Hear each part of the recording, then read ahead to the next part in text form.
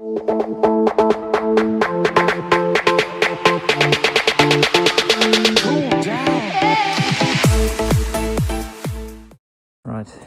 today's testing the new sprocket I put at the front, the 16 tooth.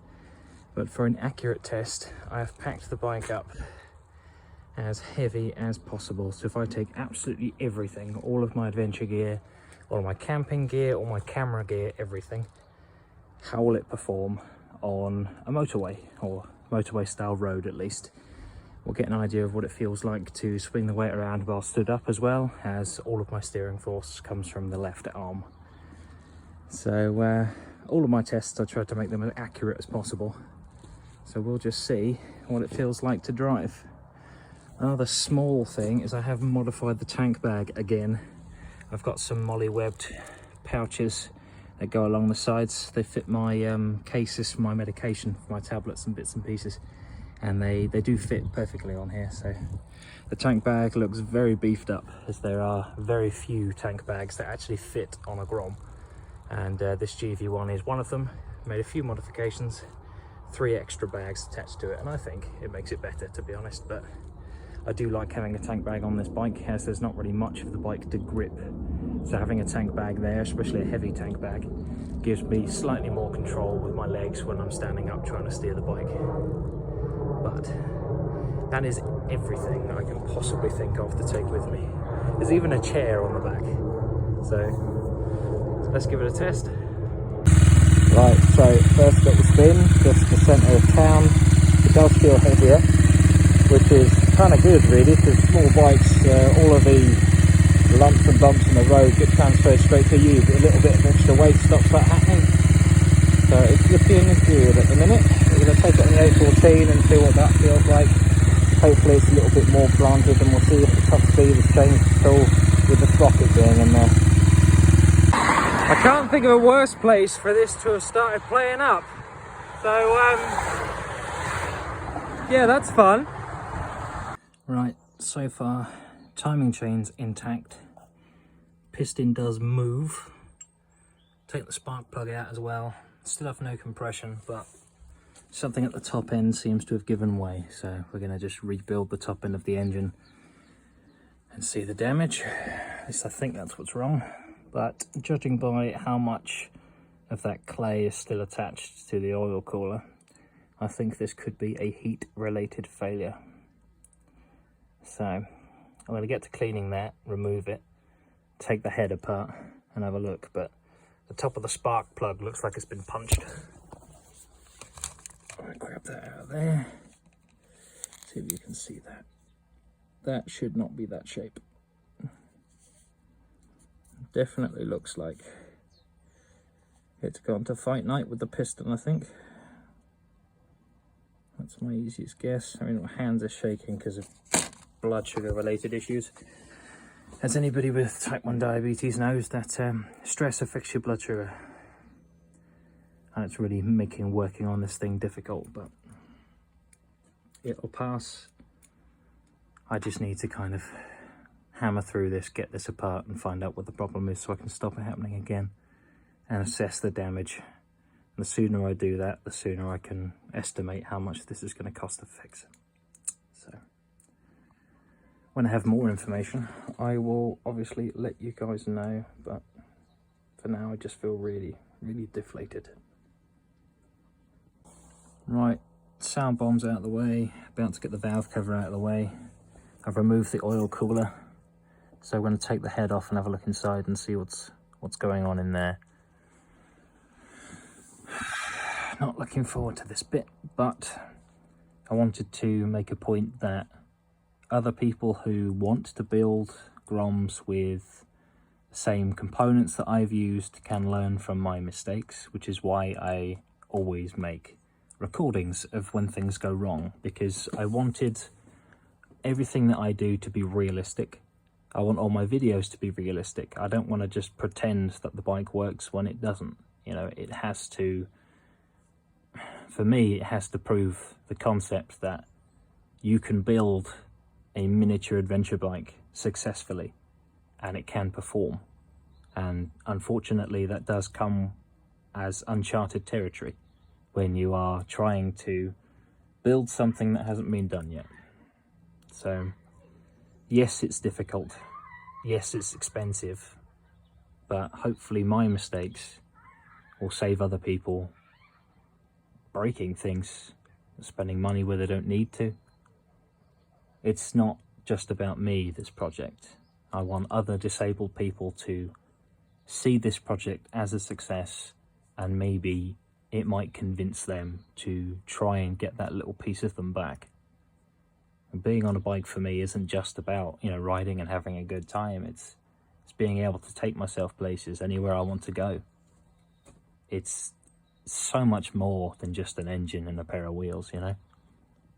And I know many people will understand that, and some people won't. So some people, a bike is just a tool, a means to get to A to B, and that's fine. But for me, that's not the case.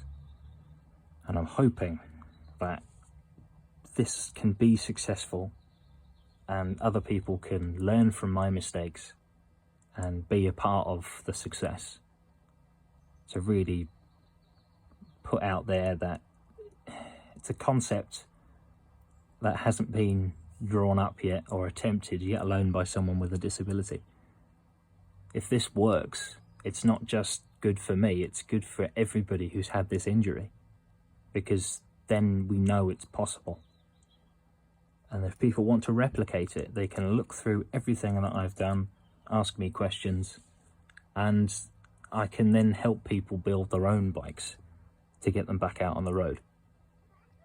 You know, the world's a big place and lots of people enjoy traveling, and I'm one of those people.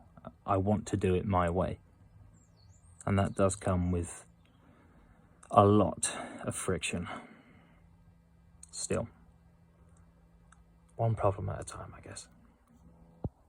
So, a little bit of an update on the big bore situation. I have shattered to the side of that piston. I will try and get the phone in there as close as I can.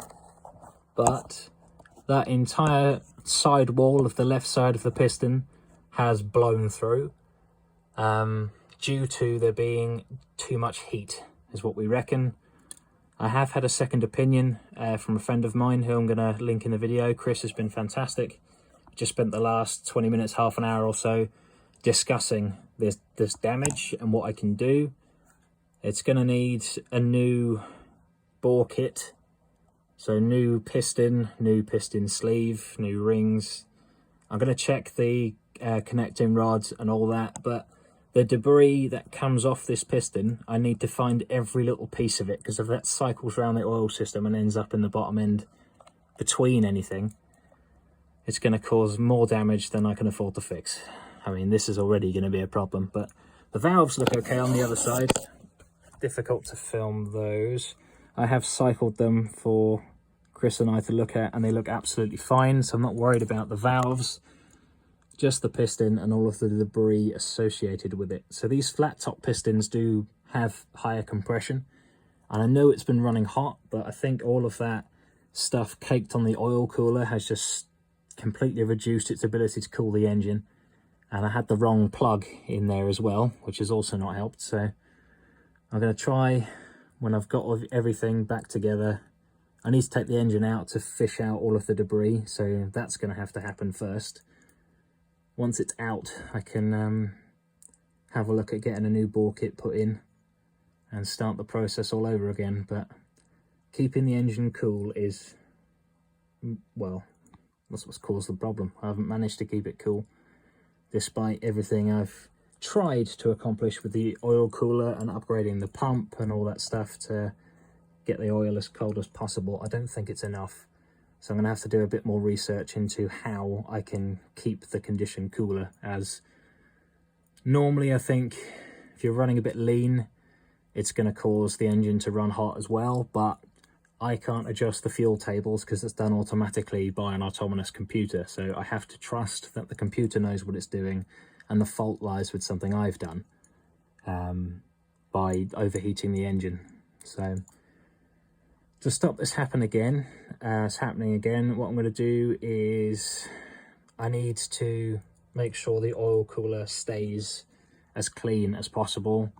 moved down one in terms of a cooler spark plug, and I need to get the Coso Mini 3 properly installed so that when the engine does get hot and it does need a break, at least the Coso can tell me that the engine is running hot. So that's the plan from here. We're going to go with that, but this whole middle section is going to need replacing. So still continuing the teardown of the engine, and I thought I'd remove my crash bars. So I've undone the skid plate on one side, ready to move the foot pegs out of the way to get all of the engine mounting bolts out of the way. And turns out there is a rather large crack that goes through a few of my welds, so that will need addressing, which I'm really not too happy about, but at least pleased I found it. So part of the crash cage design is it goes into these mounts just under the main pivot bolt for the swing arm, and these click directly to the frame behind it, so they're a nice solid mount to go to. But I think a few too hard dents, as you can see in the skid plate, have caused some damage. So another thing for me to fix alongside tearing down the motor and paying to fix that. Well, got the engine out. Next job, take everything apart either side, split the cases and look for debris from that exploded piston. So that's going to be a real treat.